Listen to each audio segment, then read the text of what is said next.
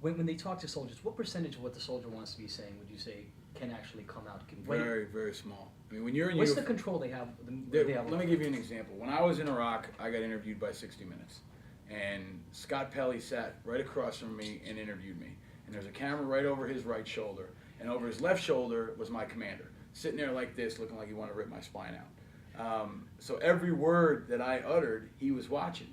And afterward, he came over and made comments. And that's a guy who can make me, on latrine duty for the next 6 months of my life, make my life a living hell. And it may not be overt. They may not say it explicitly, but every single soldier, Marine, airman, sailor that's in uniform knows that they can't fully speak freely.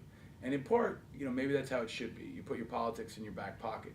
But I think the American public needs to understand that when you're in uniform, you don't have your own political opinions. And if you do, they're definitely censored. That's why when folks come home, there's a need to kind of pop the cork. They want to blog, they want to write, they want to write music. I think there's a tremendous amount of creativity coming out of this war. There's a lot of musicians coming out of this war in all different genres that are trying to put that energy into something positive and trying to communicate their feelings.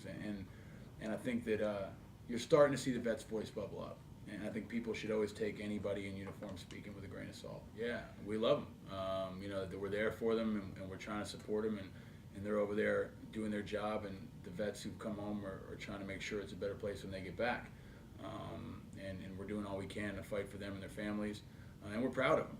It doesn't matter where you stand in the war. I think everybody in America needs to recognize that we're proud of our soldiers and Marines and want them to come home safe. And when they do, I hope they join the organization and go to iava.org.